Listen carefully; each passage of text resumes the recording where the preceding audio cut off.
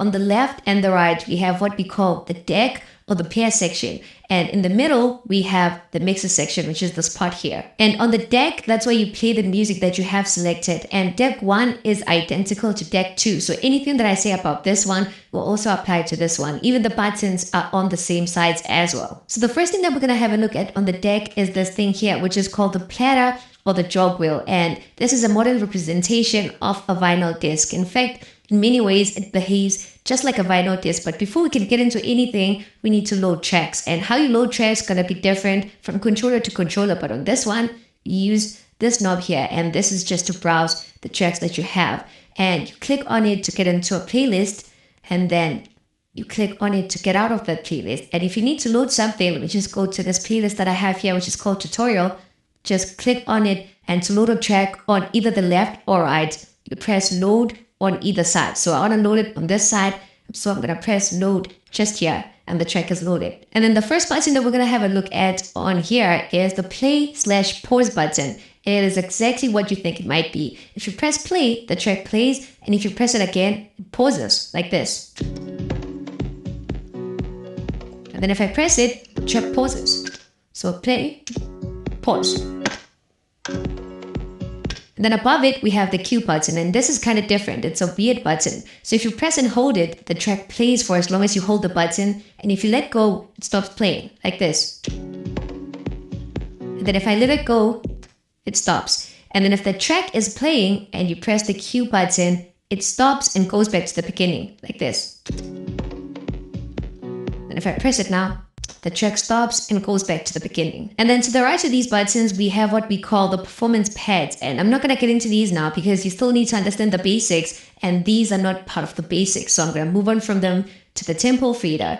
And this is something that we use to control the speed of the track, but we're going to get into it later on in the video. For now, we're going to move on to the mixer, which is this section here. So the first thing that you need to have a look at on the mixer is these 3 knobs here, and they are what we call the 3-band EQ. So this controls the low frequencies, the mid, and the highs. So if you have a track playing, you can use this one to kill the lows, this one to take away the mids, and this one to take away the highs. So it's the mids here.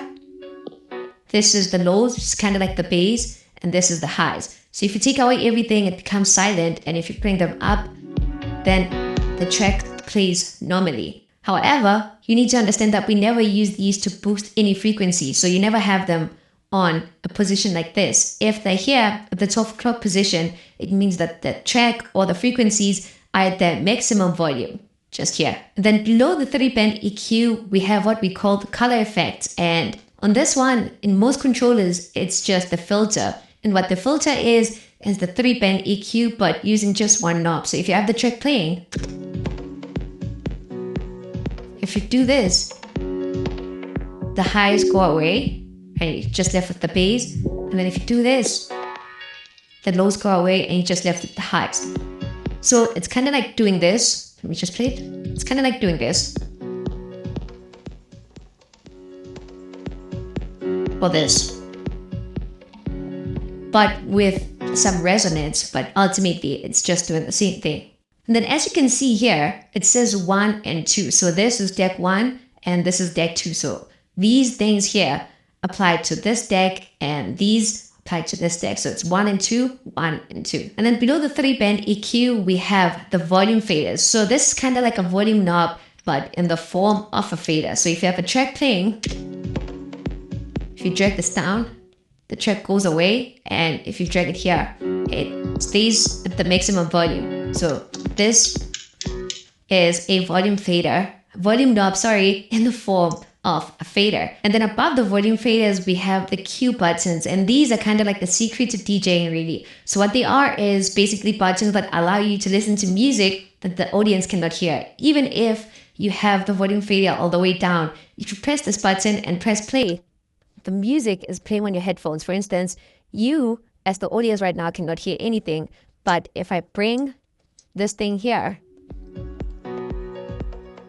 there's music playing on the headphones. That's why we always have them on like this, because we're listening to music that you as the audience cannot hear.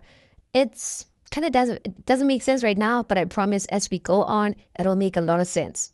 For now, we're going to go into beat matching, which is like the heart of DJing. And to beat match, we need to load the second track. And to load it, we follow the steps that we followed with the first track. So I'm just going to go to the second track, press this load button here, and there's a track that is loaded here on the right. Now I'm going to play both of these tracks for you because it just hit me that I didn't actually play track 1 for you to actually hear what it sounds like. So I'm going to play track 1, and then I'm also going to play track 2. So track 1 sounds like this. I'm just going to go here to the middle of the track and play it. So like this.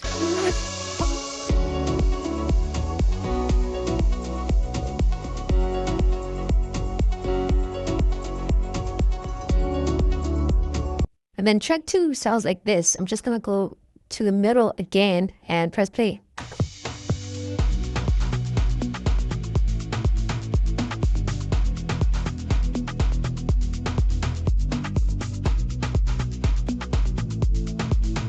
So the reason why it happens is because if you look here, the tracks are running at different speeds. Track 1 is running at 120 BPM and track 2 is running at 122. So what BPM is, it's beats per minute. And if one track is running at a certain speed and the other one is either below or above that, they're gonna sound like garbage. The first thing that you need to do is to make them play at the same speed, which is where this tempo fader comes in. So with the tempo fader, if you drag it up, you're slowing up the track, and if you drag it down, you're speeding up the track. So the lower the BPM, the slower the track, and the higher the BPM, the faster the track. So as you can see, if I drag it down, it goes up. That means it's becoming faster. So like this. Dragging it up makes the track slower. And if I do this, it speeds up. And then if it's here, then it's at the 0 position, which is the original speed of the track. So now knowing this, there are 3 ways that we can go about it in terms of making these tracks play at the same speed. The first is to speed up track 1 to match the speed of track 2. So if I drag this down, the speed changes and we can make it match that of track 2. And you never need to stress about the decimal points. For instance, 122.03 is not too different from 122.0. So they don't have to match exactly. But if you can't get them to match, you can do that. But you never need to worry about that. If it's 121.99, it's just the same as 122. So the first way is to speed up track 1 to match the speed of track 2. The second way is to slow down track 2 to make it match the speed of track 1. So you just drag this one up until it's at 120. And then the last way, which is kind of my favorite, is to make them meet in the middle. So you just speed this one to 121 and then slow this one down to the same speed. This is my favorite way to do it, but you can use either one of those and you will get the same results. However, the only thing that you need to make sure that you never do is to speed up tracks at ranges that are just too high. For instance, if there's a track that's playing at 100, if you speed it up to 120, it's going to sound unnatural and just not nice. So just keep it maybe less than 5. That's the sweet spot in my experience. But you never know. You can do whatever you want to do. Just make sure that you don't do anything too drastic. So now that I have the 2 tracks playing at the same speed, if I press play on both of them, it's going to sound a lot better than before, like this.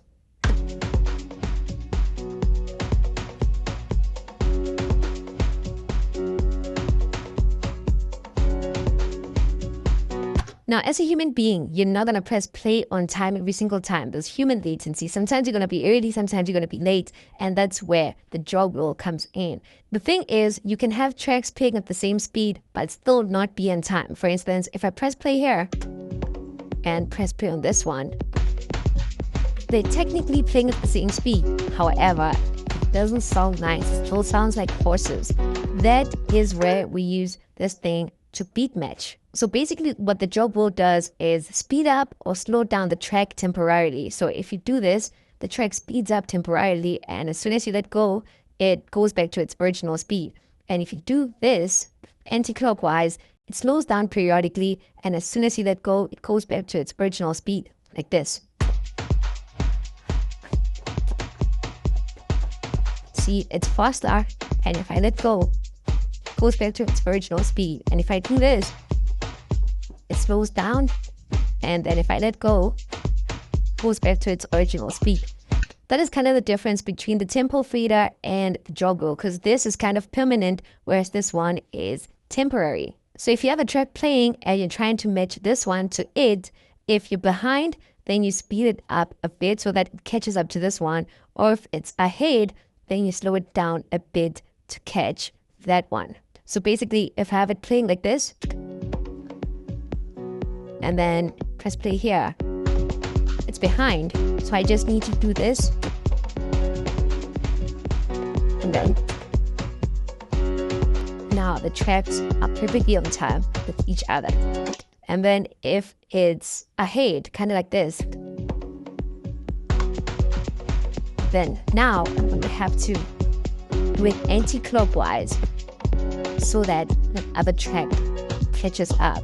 And we have kind of the same thing where the tracks are perfectly in time with each other. But like I said at the beginning, your job as a DJ is to play these tracks in series but make them sound like it's one continuous track. And how you do that is, as a DJ, once the track is playing, you are listening to the second track on your headphones and you beat match it and make sure that it comes in at the right time. It all sounds very complicated, but I'm going to have some easy steps for you that you can take that are going to help you do this effectively. So step 1 is to match the BPM of track 2 to that of track 1. So you already know that you're bringing in track 2 while track 1 is playing. So you might just play it at 121. And while it's playing, you match the speed of track 1 on track 2. So you just make sure that they're running at the same speed. And while all of this is happening, you have the volume fader all the way down. And step 2 is to kill the lows of track 2. So you just use this knob to take out the lows of track 2. And then step 3 is to enable the headphones here using the Q button. So bam, the headphones are enabled. And step 4 is to press play at the right time on track 2. And then step 5 is to beat match. So you can either slow it down or speed it up depending on if it's behind or ahead track 1. And then step 6 is to slowly bring it up. Not like this, you bring it up slowly to the point where it's at the maximum volume. And then step 7 is to switch out the lows. So you kill the lows of track 1 and bring up the lows of track 2. And then step 8 is to slowly take out track 1. So not like this, but take it out slowly because you want the mix to sound as natural as possible. Like this. And bam, you have completed a transition and you're ready to do this over and over again. Now I'm going to do the transition while following the steps that I just gave you to show you how easy it is. But if you need a more in-depth tutorial, I have a DJing course called The Modern DJ that you can find on my website. There's 3 levels. You can either take the beginner, the intermediate, or the advanced. The important thing to know is that they all take you from the beginning. So if you buy the advanced, it comes with everything that you'll find in the beginner. And don't be surprised by the pricing. It's in rands. And